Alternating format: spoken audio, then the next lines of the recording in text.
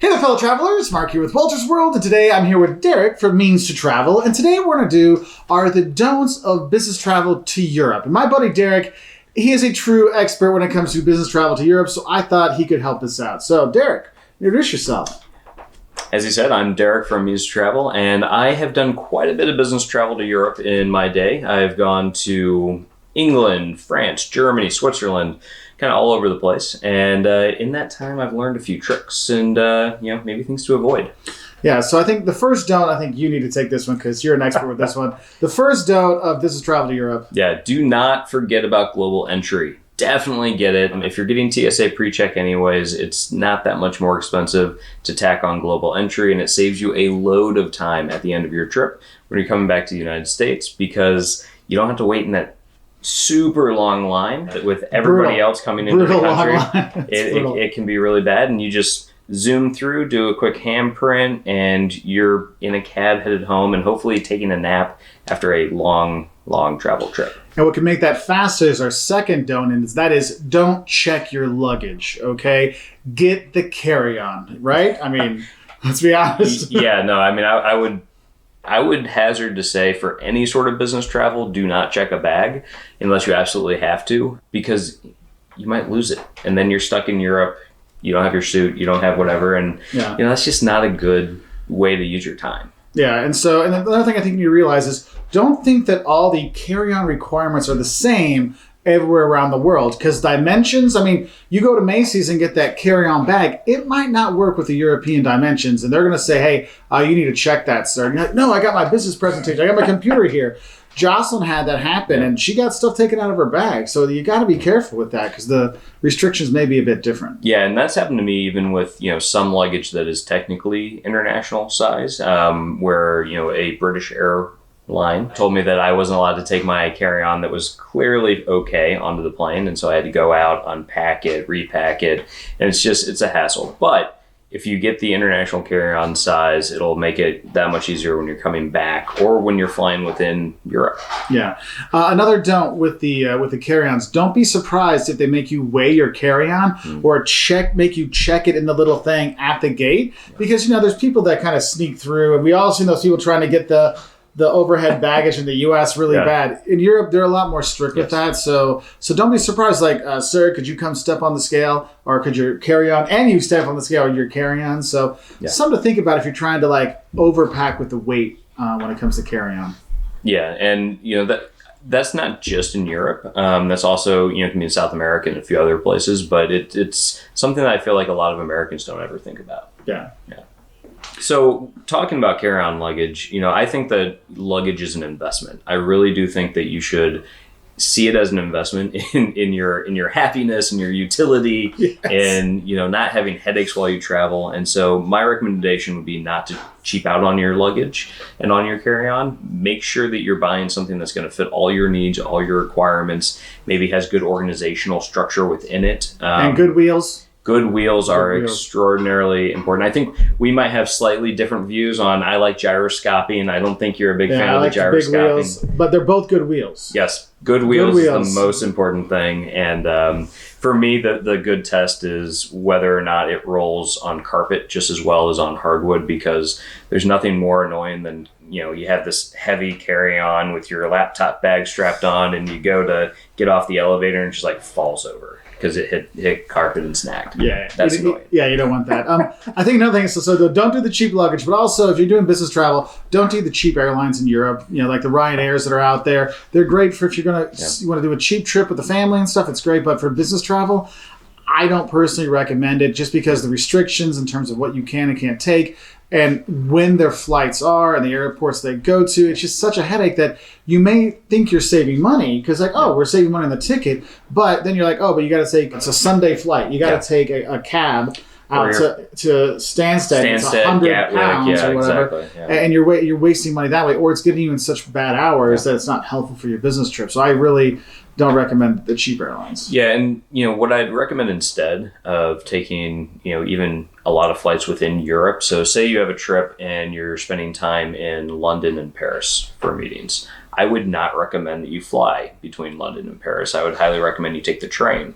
And the beauty of Europe is that the train system is rather nice. It's easy to use, and the train stations are in the city centers typically.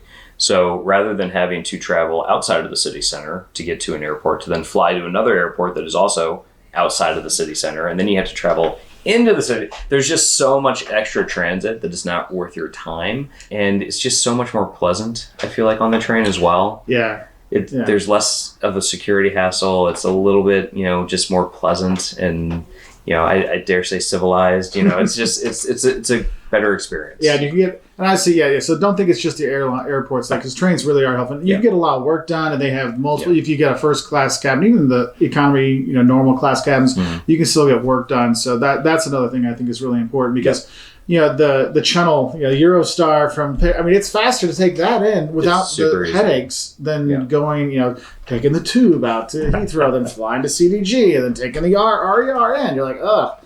Yeah, and that way you just walk in, walk out. Yeah, and it's not just that. If you have to go to Amsterdam, there's direct trains to Amsterdam from London. All over the place. There's a lot of connectivity there. And most of my colleagues I've worked with in Europe, they looked at us like we were crazy Americans. Like, why did you book flights within? No, cancel all of those. We're taking the train. It's just going to save you. And it was so much nicer. Yes, it is a lot nicer. So that's cool that your colleagues, told you about, like, hey, don't do the flights, do the trains. And, that really gets you to, like, learn about the culture there. And I think another important don't I have for business travel is don't assume, like, the kind of cultural stereotypes you hear about cultures work in the business world as well. People joke about Spain and siestas. I'm like, in retail, it happens in small towns. But when it comes to business deals, no, there's not a siesta. Like, you have your meeting, you're getting your work done, you're getting stuff done. So don't let the kind of like vacation culture stuff influence your business time when you're coming here. Now, I know another thing is what I always love are the lounges. So I want to have you take care of this because you get to enjoy those a lot more than I do. So I'm like totally jealous. Lounges are really nice. And in Europe, I find that there's some pretty nice lounges that you can get access to with your flights. Most airlines are part of an airline alliance. So depending on what airline and what terminal you're flying through, whether within Europe or coming back to the U.S. from Europe, you'll likely have access to one of the major lounges. I will say BA has a very nice first class lounge in London Heathrow that is, there's just giant statues of horses and things in it that are kind of bizarre but lovely. And don't forget that you have access to those things because they can make your day of travel so much more pleasant to go and eat food on the ground, not in the air. Like the food in the lounge, I will say, is almost always going to be superior to whatever they are going to serve you on the plane, no matter your class of ticket. So my recommendation: utilize the lounges while you're traveling for work. Don't forget about those. And you can even get business done in the lounges. You can take calls. They have good Wi-Fi.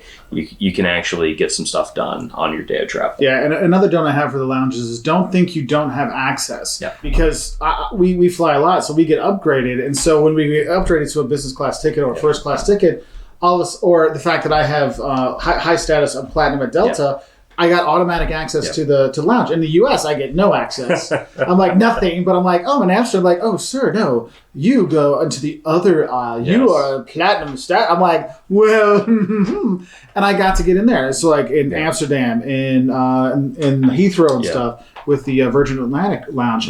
I didn't realize just my status I had, even if business isn't paying for you to go business class, sometimes if you have the status, that can get you. That's actually a great point because, my status I tend to fly American Airlines. I'm sorry. It's okay. And I fly Delta, but look, we American and Delta, we still House get is together. divided. Yes. So with the American lounges, you have access to all of their, partner airlines as well when you're traveling. So you might get access to like the Cathay Pacific Lounge, and that's amazing. Some of the Asian that's next level. The Asian airlines have some of the best lounges, and the beauty of Cathay, if you go to the Cathay Lounge, make sure you go to the noodle bar when it opens because they will make you kind of like made to order noodles, and it is delicious. The one in Singapore specifically does a laksa noodle that is delicious. Oh, you're killing me. You're killing me. I So wish I good, could guys. I don't know how to continue on after that. Now I'm like hungry. Yeah, I'm like, if I could fly international, Cathay Pacific, where are we going? Where do they fly to? They also they do serve a mean burger on their flights too, so that's always good. Yeah, there are some benefits on some of those airlines, that's for sure. Yeah. Now, another don't, I gotta say, for when it comes to business travel is don't get a cheap travel adapter. Get a good travel adapter that doesn't just take one plug. Like you can get ones that actually has a strip, and you have USB ports in there, so you can have your phone charging, you can have your Kindle charging or your tablet charging, and then you can use your computer at the same time and have that plugged in.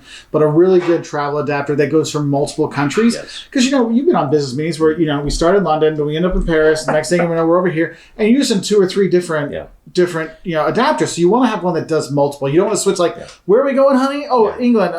That's this one, right? Oh, wait.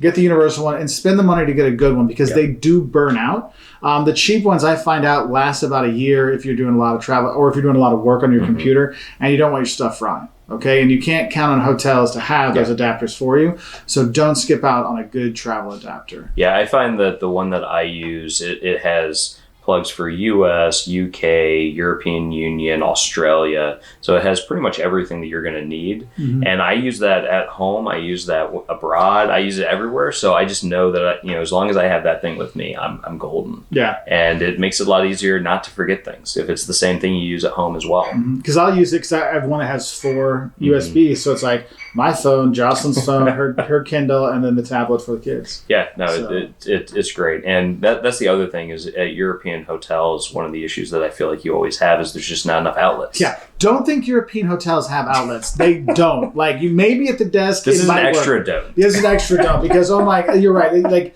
having the one with the extra, the adapter that has multiple stuff, you're going to need it because you're not going to be able to I'll charge 2 things here at the desk and buy my nightstand. I'm like, no, there's no guarantee. Even newer hotels don't expect to have that. But speaking of hotels, have you ever done about some hotels? Yeah, don't forget to maybe get your hotel a day early.